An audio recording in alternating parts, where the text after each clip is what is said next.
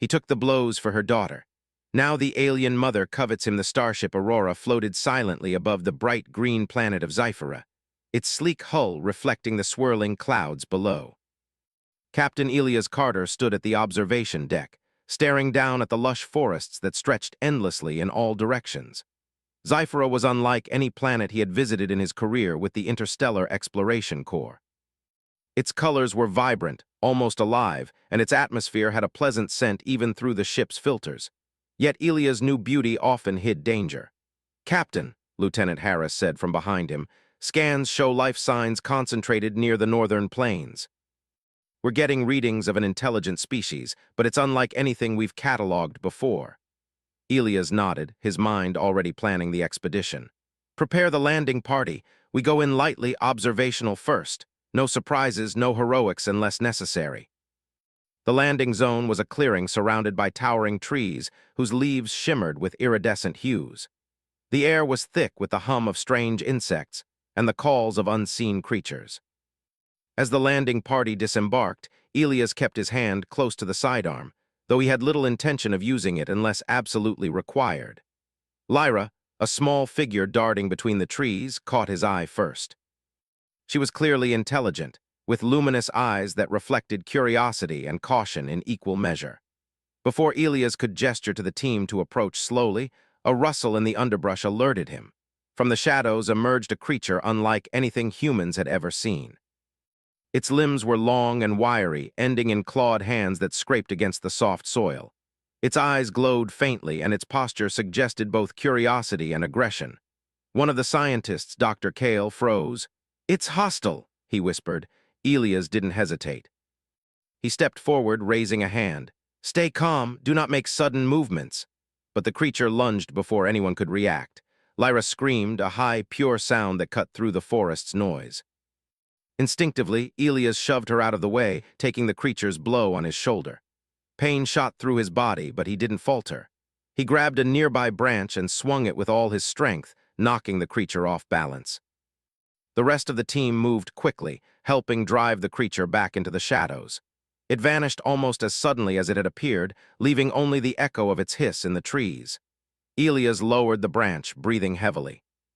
He looked down at Lyra, who was trembling, her small body pressed against a tree trunk. "Are you okay?" he asked gently. She nodded, though her wide eyes betrayed her fear. The young alien's skin shimmered softly under the dappled sunlight, and her hands clutched a small token, a carved piece of what looked like crystal. Elias recognized it as a sign of intelligence, perhaps even culture, that far exceeded his initial assumptions. From a distance, a figure watched. Tall and regal with an aura of calm authority, the being stepped into the clearing. Her eyes, sharp and intelligent, focused entirely on Elias, Queen Seraphine. She moved with grace, her presence commanding but not threatening. "You saved her," she said in a voice that was melodic yet firm. Though she spoke in the Ilari language, a translator device conveyed her words perfectly. "Why?" Elias stood tall, even as his shoulder throbbed with pain. "Because it was the right thing to do," he replied. "No one deserves harm if it can be prevented." Seraphine's gaze lingered on him, evaluating every detail, his posture, his expression, his calm despite the attack. She had seen many things in her life, but a being willing to risk himself for another, especially one so different from him, was rare. Lyra stepped forward, holding out the crystal token to Elias. She spoke a few words in her language, and Seraphine translated. "She wishes to offer you a gift." Elias shook his head gently. "No, I cannot accept. I only did what any capable person would do." Seraphine smiled faintly. There was something about this human that intrigued her. Unlike many visitors to Zyphera, he did not exude fear or arrogance. Instead, he radiated determination and calm, qualities she admired. "Your courage is noted," she said, her voice softening slightly. "Come with me, we must discuss what has happened here." The journey to the capital was unlike anything Elias had experienced. The city floated above the forest on platforms of crystal-like material, connected by bridges of light. Flora and fauna coexisted with buildings in a seamless harmony. Aliens moved gracefully through the air, some gliding on currents, others walking with a precision that suggested centuries of careful evolution. Elias followed, careful not to stumble. His team whispered in awe behind him. For all their technological achievements, the Elari seem to have mastered balance and grace in every aspect of their lives. Inside the palace, Seraphine led him to a chamber where Lyra rested.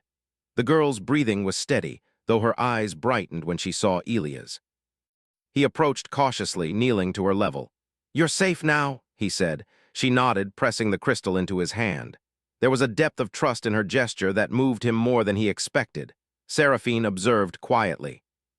"You have done something few humans have ever done. You risked your life for a child not your own, from a species not your own. That is remarkable." Elias met her gaze. "I don't think of species or origin. I think of people, of lives. That is all that matters." Seraphine's eyes narrowed slightly, a sign of contemplation in her culture. She had seen humans before, but they often came with weapons, with greed, or with curiosity that led to destruction. Elias was different. He embodied a type of courage and morality that she had rarely encountered. Days passed as Elias healed from his injuries in the palace's guest quarters. Seraphine sent healers who monitored him carefully, curious about his physiology and resilience.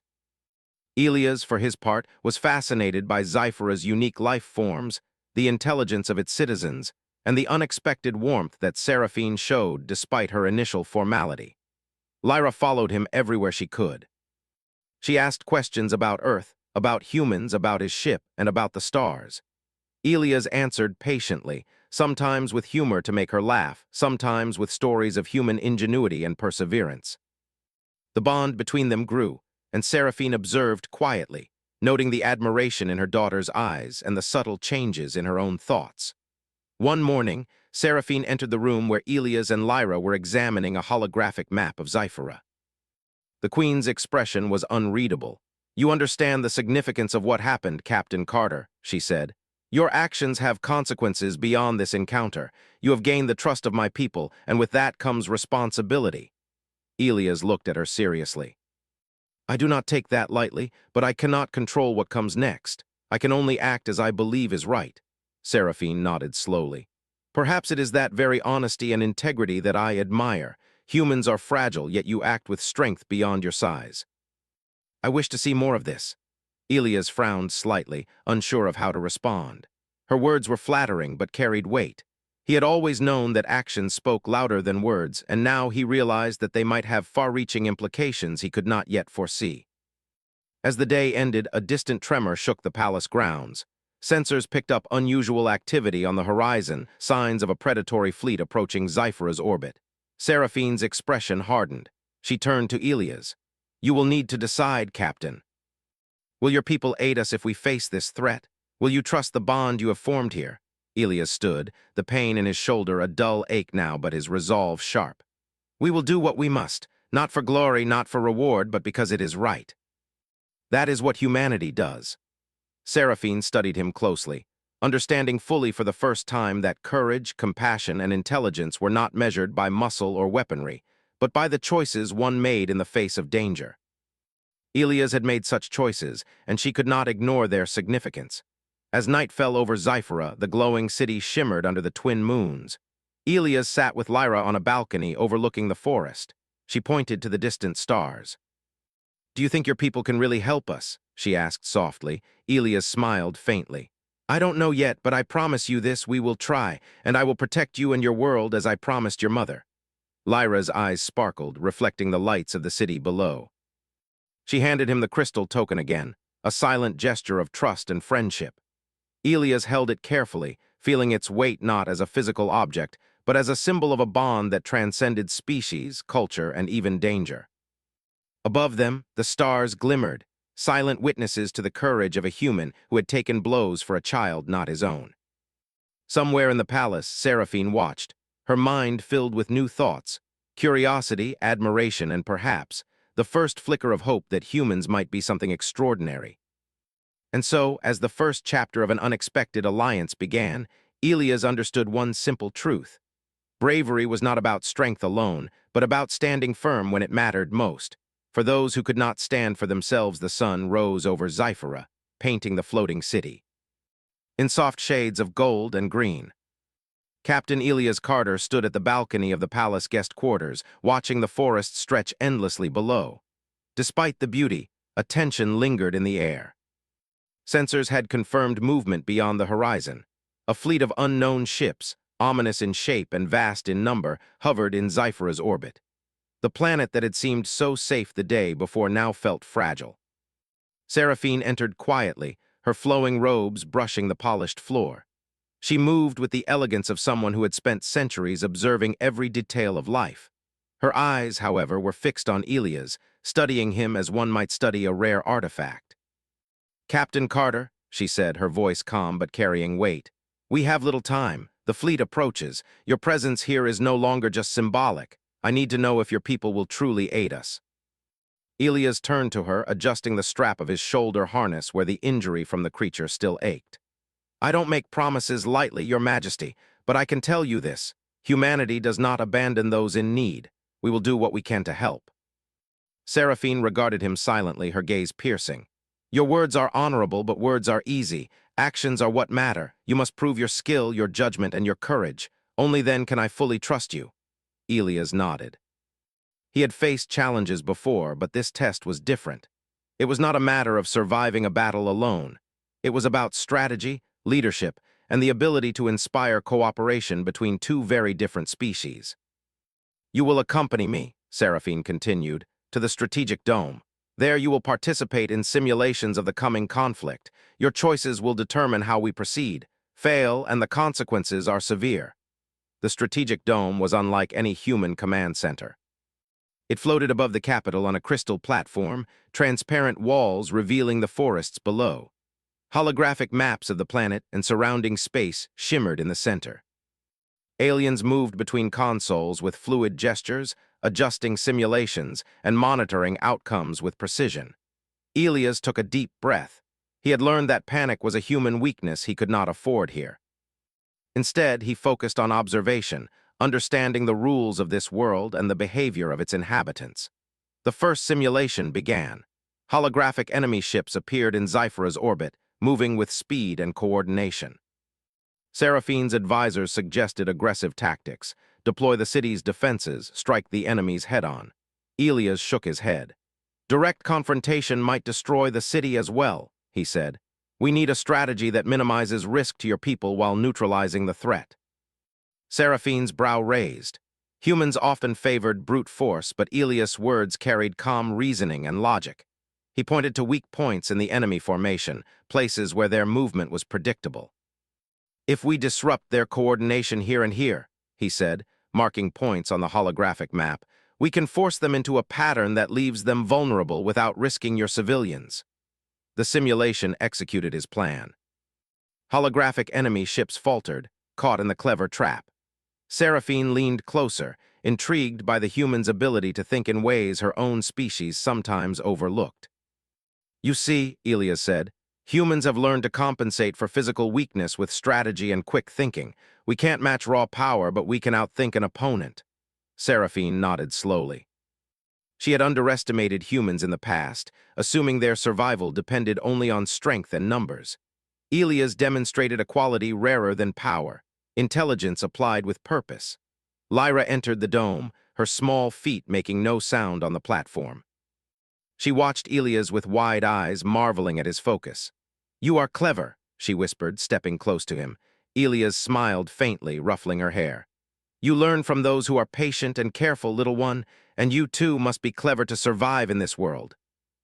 The second simulation began, this time testing coordination between species.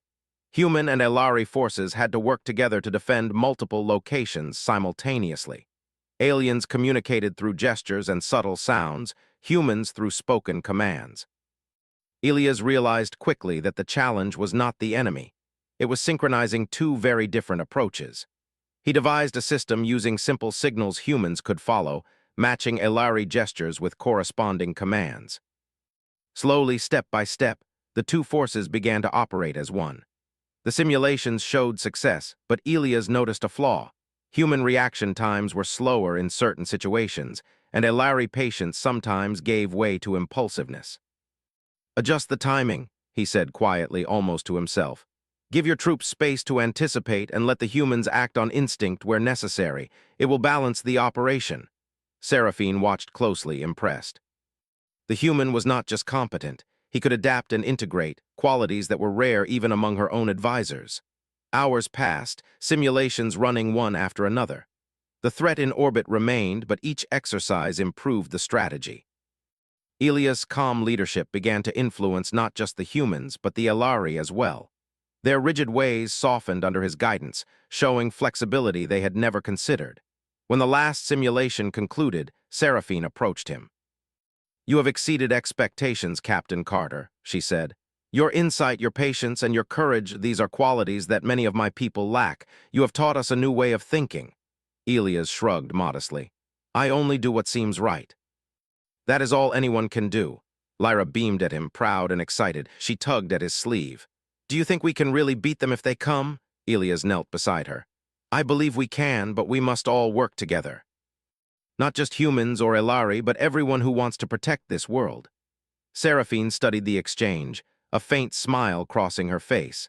The admiration she felt for Elias was growing, not just for his strength, but for his heart. She had watched countless beings attempt to impress her through skill or power.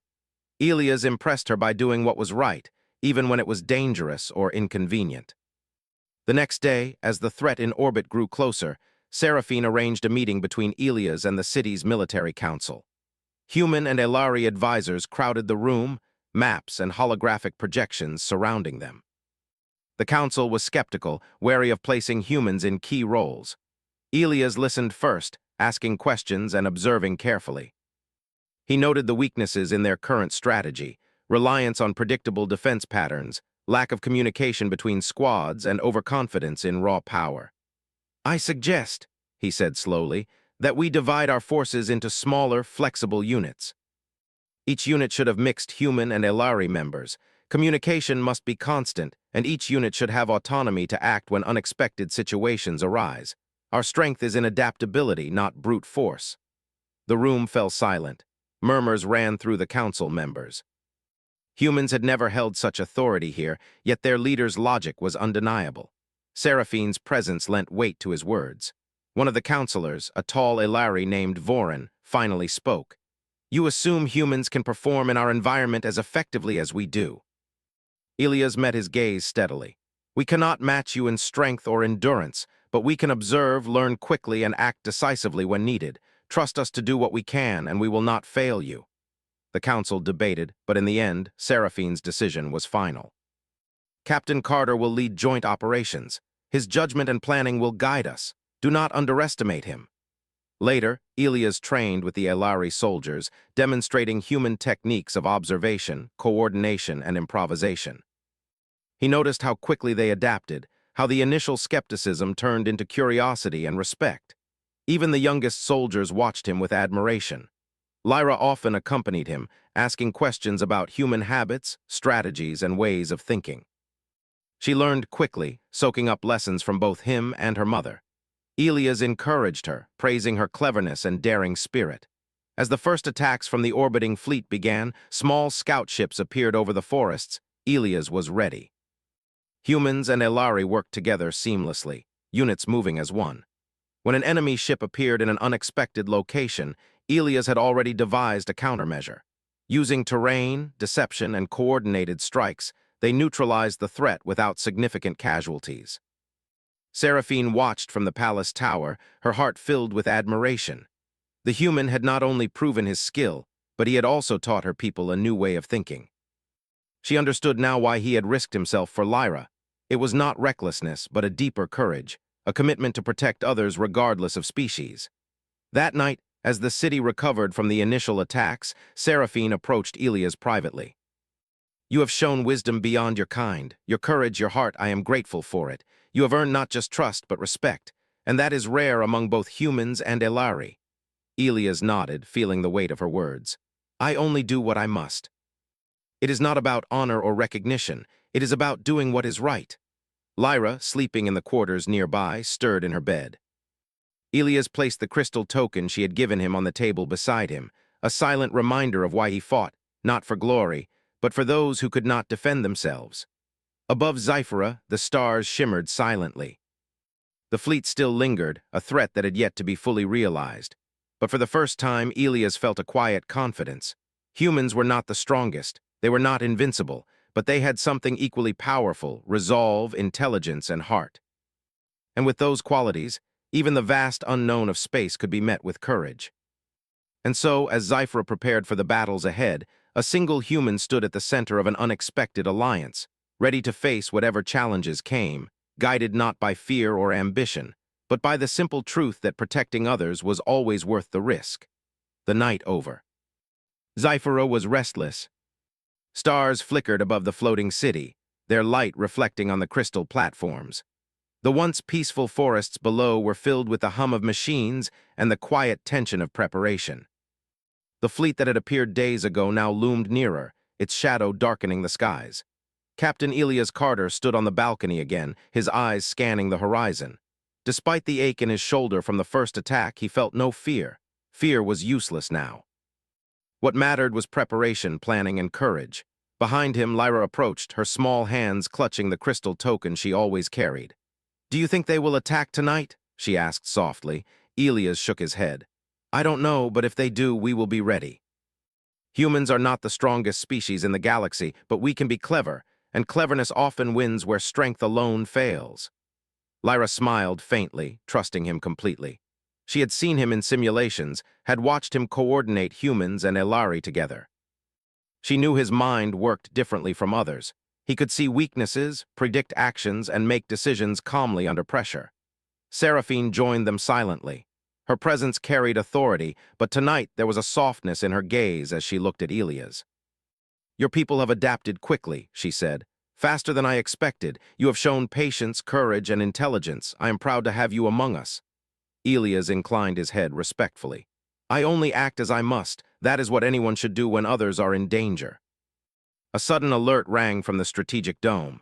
Sensors had detected multiple ships entering Zyphra's lower orbit, small but heavily armed. The fleet had split, sending raiding parties to test defenses.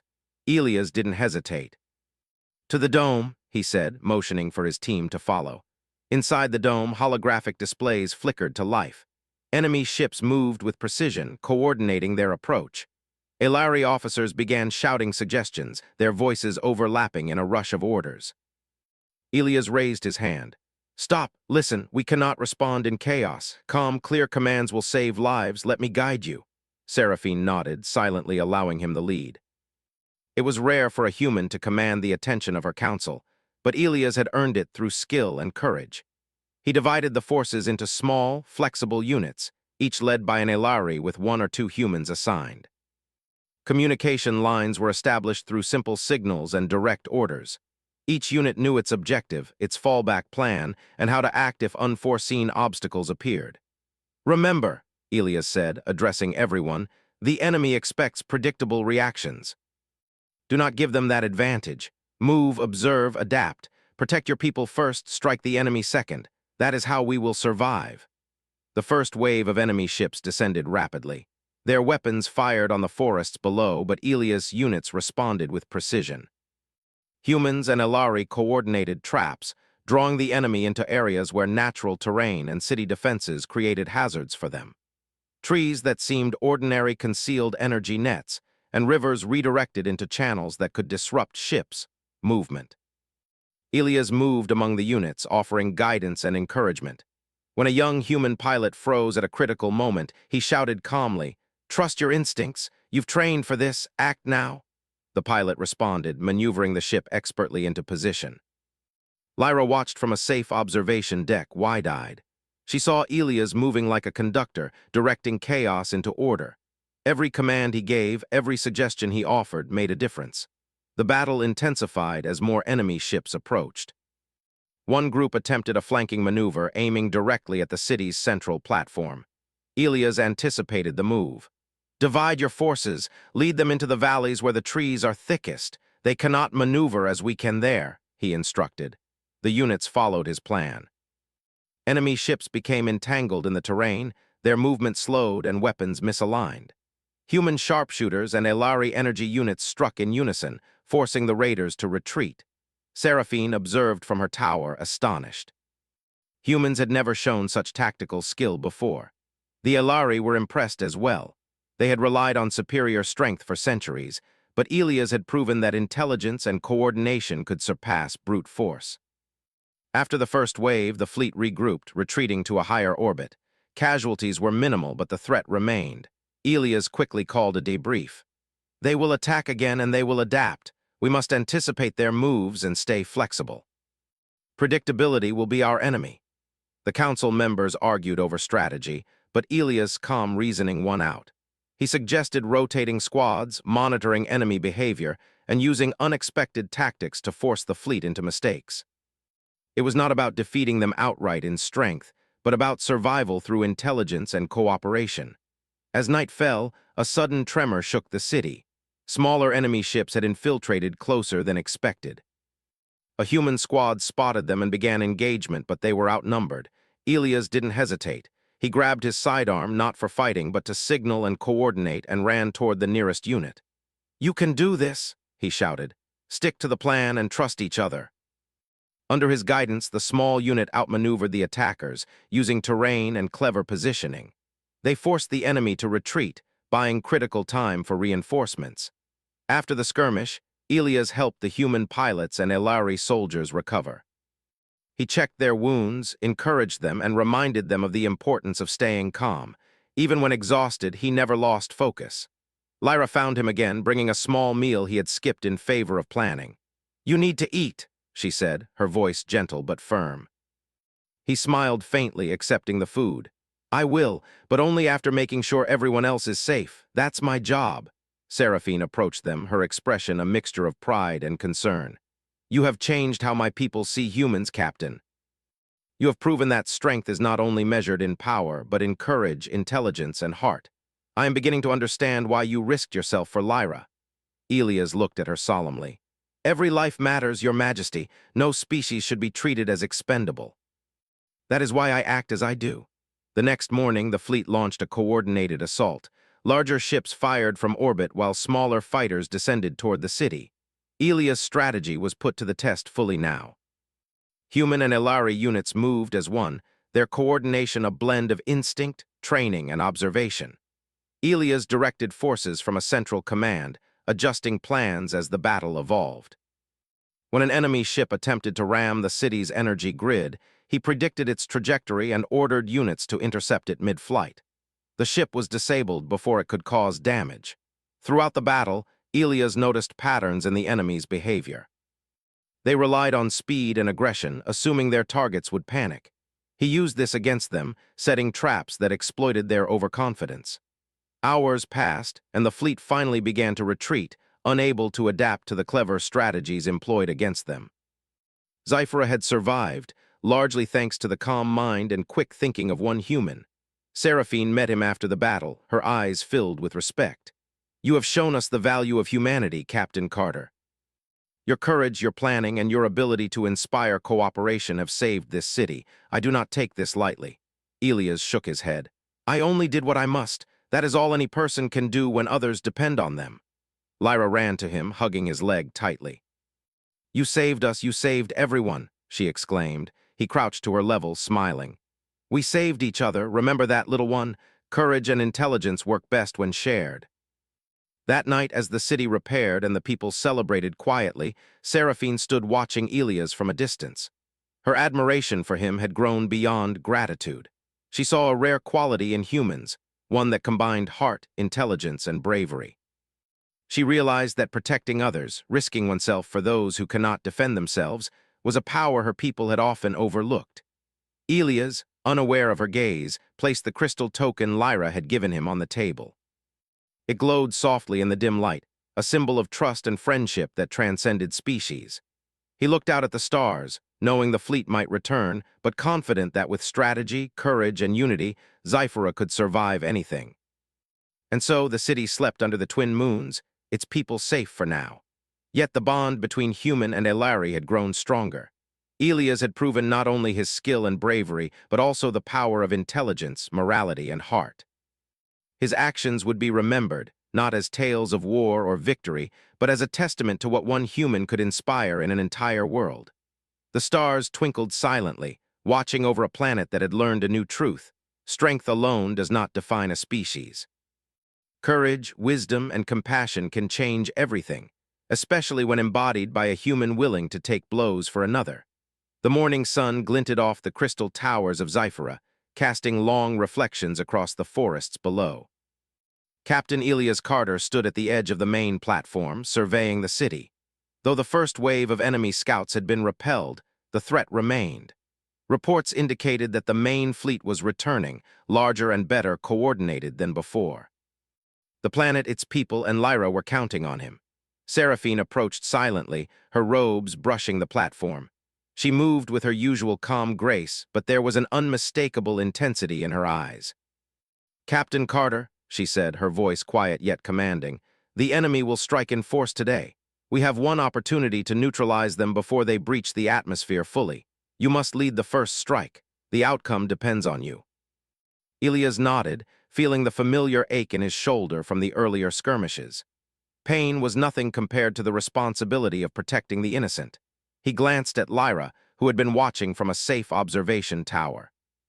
Her small hands clutched the crystal token she always carried, a silent plea for his safety. Elias took a deep breath. "I will not let them down," he said. The Joint Command Center buzzed with activity. Humans and Elari moved together with purpose, preparing strike teams and defensive units. Elias coordinated the plan quickly and efficiently. Smaller squads would draw the enemy into natural traps, while the main fleet engaged in strategic strikes to weaken their coordination. He knew timing and precision were critical. Any mistake could result in disaster. "Listen carefully," he said to the assembled squads. "Enemy ships are fast and aggressive. They expect us to panic. Do not. Move as I have trained you. Trust your instincts and watch for openings. Protect each other first. That is the key to survival." The first wave of the assault began shortly after.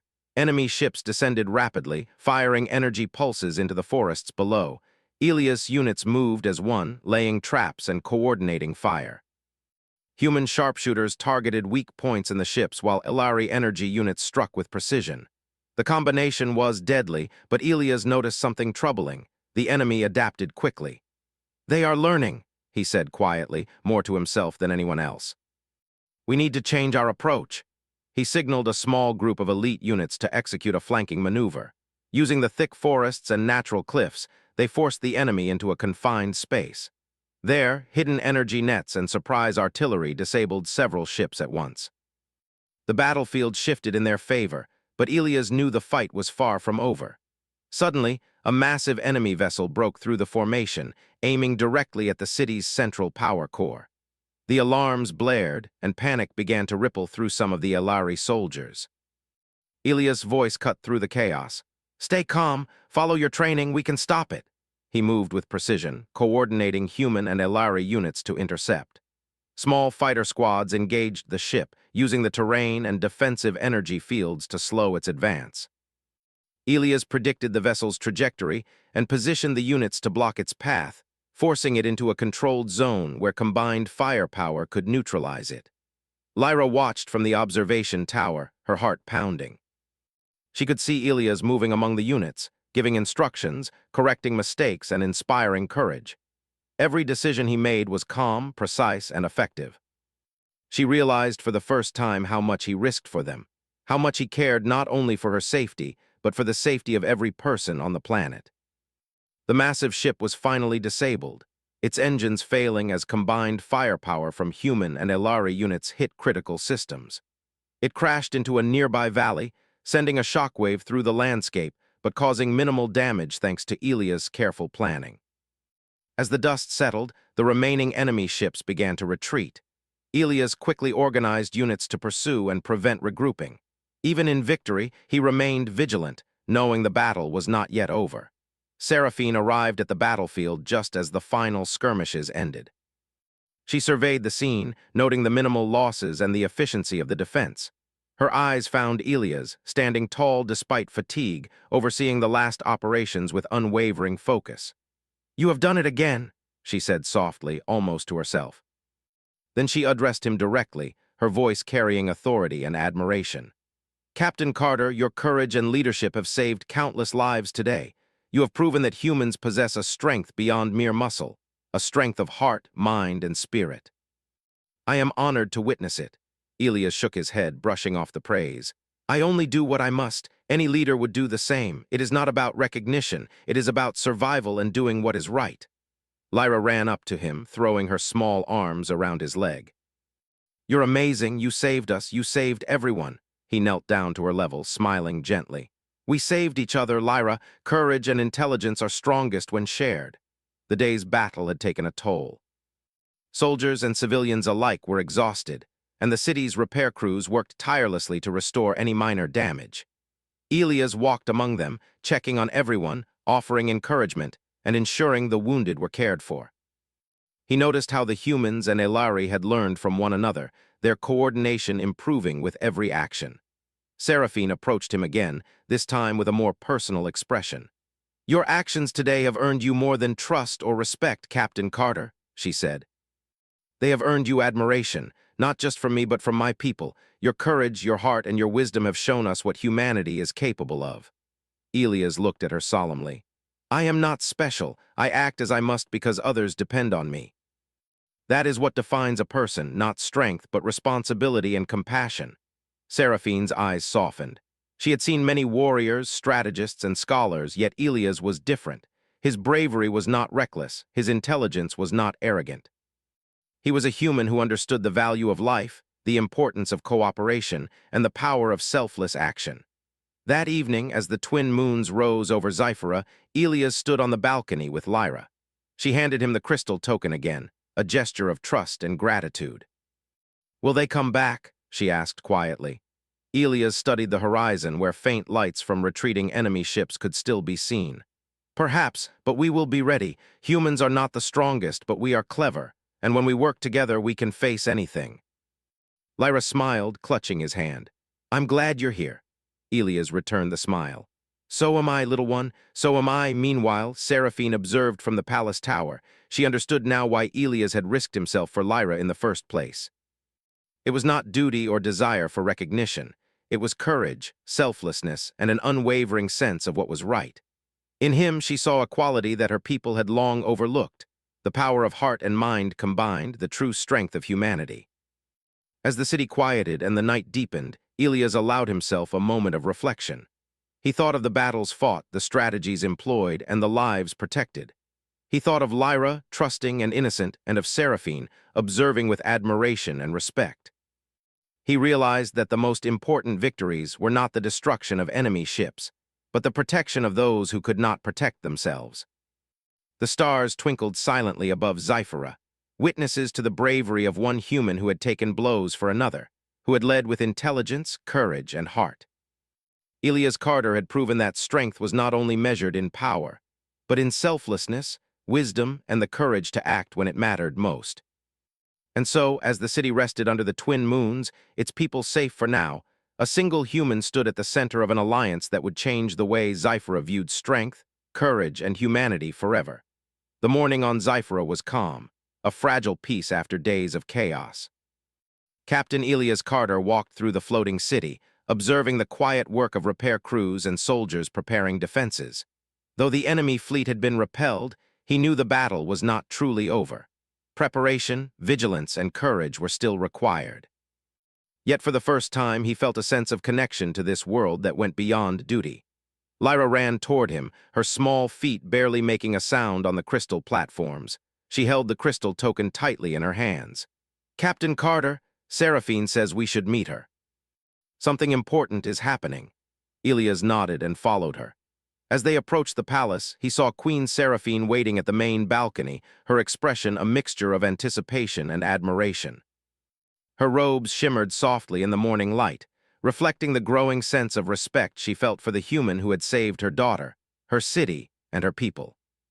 Captain Carter, she began, her voice calm yet strong, your actions over the past days have proven that humans possess qualities that even my people often overlook. Courage, intelligence, and selflessness are rare, and you embody all three. Today I wish to honor you in a way that befits your deeds. Elias straightened, a slight unease crossing his face. Your Majesty, I do not need honors, I only act as I must. Seraphine smiled, a warm but serious expression. I know, but your actions have not gone unnoticed. My people see now what I have long known. Humans are remarkable. You have earned not just respect, but admiration, and that deserves recognition. Lyra tugged at his sleeve. "Will it be a big ceremony?" she asked excitedly. Elias chuckled softly. "I suppose it will be, little one, but what matters is why it is happening, not the ceremony itself." The palace courtyard filled quickly with citizens, soldiers, and advisors from both human and Elari contingents. Holographic banners displayed images of the city, the forests, and the fleets that had threatened their peace. Elias felt the weight of many eyes upon him, but he did not falter. His actions had always been guided by principle, and he would not let recognition make him hesitate now. Seraphine stepped forward, raising her hands to quiet the crowd. "People of Zyphera, today we honor a visitor from another world. A human who risked himself for the safety of our children, our city, and our lives. Captain Elias Carter has demonstrated courage, intelligence, and a heart that values life above all else." The crowd erupted in cheers, a mix of admiration and gratitude. Elias bowed respectfully, acknowledging them. Though humans often relied on brute strength or advanced technology, Elias had shown a different kind of power, the power of selflessness, of thinking clearly under pressure, and of inspiring unity between species. Seraphine continued, her gaze fixed on Elias. "You have also taught us something even more important. That courage is not measured by size, strength, or weaponry, but by the willingness to act for the protection of others. Your deeds will be remembered for generations, and your example will guide our people in times of crisis." Elias felt a quiet warmth in his chest. Recognition was not what drove him, but seeing Seraphine and her people understand the values he had always believed in filled him with a deep sense of satisfaction. Lyra ran up to him, wrapping her arms around his leg. "You're the bravest person I know," she exclaimed. Elias knelt down, smiling at her. "We are all brave when we act for others, Lyra. Remember that. Bravery is strongest when it protects those who cannot protect themselves." Seraphine stepped closer, her expression softening. "Captain Carter, you have earned a place among us, not as a ruler, but as a symbol of what humanity can be. I wish for you to remain here if you desire to continue guiding us, teaching us, and protecting those who cannot protect themselves." Elias hesitated.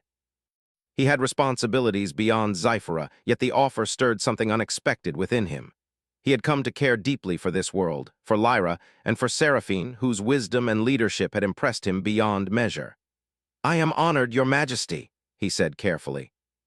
"I will remain as long as I can help, as long as my presence serves your people and ensures safety. But I cannot stay forever. My world and my duties call to me as well." Seraphine nodded, understanding his words. "Then stay as long as you wish, Captain. Your guidance will be valued and your presence cherished." The celebration that followed was filled with warmth and admiration. Humans and Elari mingled freely, sharing stories, laughter, and plans for the future. Soldiers who had fought alongside Elias sought his counsel, and even the youngest citizens looked up to him as a role model. Later, as the festivities wound down, Elias walked through the palace gardens with Lyra. The twin moons reflected in the waters below, and the soft glow of bioluminescent plants lit their path. "Do you think the enemy will return?" Lyra asked softly. Elias considered the question. "Perhaps, but we are stronger now, not just in weapons or strategy, but in unity. Humans and Elari have learned to work together. We can face anything if we trust each other and act wisely." Lyra smiled. "I'm glad you stayed. You make everything feel safer." Elias ruffled her hair gently. "I will always protect those who need it, Lyra. That is all any of us can do." As they walked, Seraphine watched from a nearby balcony, observing the bond between the human and her daughter. Her admiration for Elias had grown beyond respect into something deeper, a recognition of the rare qualities humans could possess. His courage, intelligence, and heart had not only protected her daughter, but had also inspired her people to think differently, to value intellect, compassion, and selflessness above all. That night, Elias sat alone on the balcony, the crystal token Lyra had given him resting beside him. He reflected on the events of the past days, the battles, the strategies, the moments of fear and triumph. Every action had been guided by a simple principle: protect those who cannot protect themselves. That principle had not only saved lives, but had forged connections that transcended species. Seraphine approached silently, standing beside him. "You have shown us a truth we often forget," she said softly. Strength is not in muscle or weaponry alone. True strength is in courage, wisdom, and the willingness to act for others. You, Captain Carter, embody that truth. Elias looked at her humbled. I only act as I must. That is all anyone can do, she smiled faintly. Perhaps, but not everyone does. That is why you are extraordinary. The city below was peaceful, its citizens sleeping soundly under the protective watch of human and Elari forces. The enemy fleet, though still a distant threat, had been forced to reconsider its actions. Zyphra had survived, and it was stronger for it. Lyra appeared again, climbing onto the balcony. Will you tell us more stories of your world? She asked eagerly. Elias chuckled softly. Of course, there are many stories and many lessons. Some about courage, some about cleverness, and some about the simple truth that doing what is right matters more than anything else. The three of them, human, alien child, and queen, stood together, watching the twin moons rise higher in the sky. The bond formed through trials, courage, and mutual respect was undeniable. Elias had become more than a visitor. He had become a symbol of hope, a bridge between worlds, and a teacher of the values that could change a planet. In the days that followed, humans and Elari continued to train together, sharing knowledge, tactics, and culture.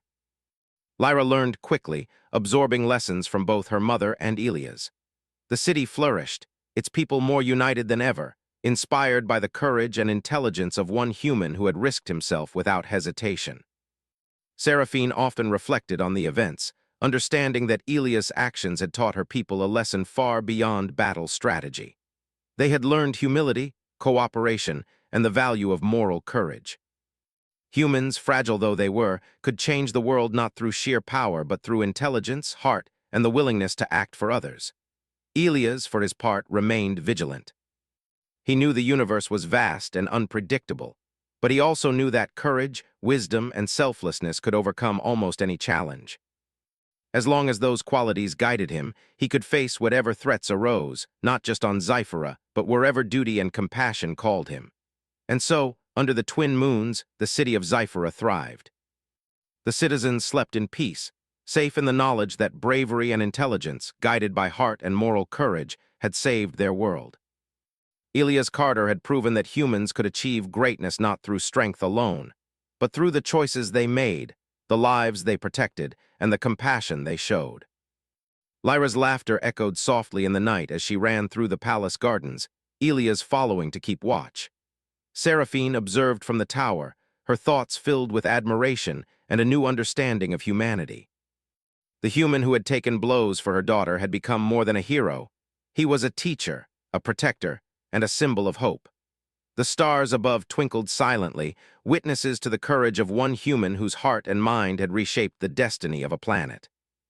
Elias Carter's story would be remembered, not as a tale of war or conquest, but as a testament to the power of intelligence, bravery, and selfless action.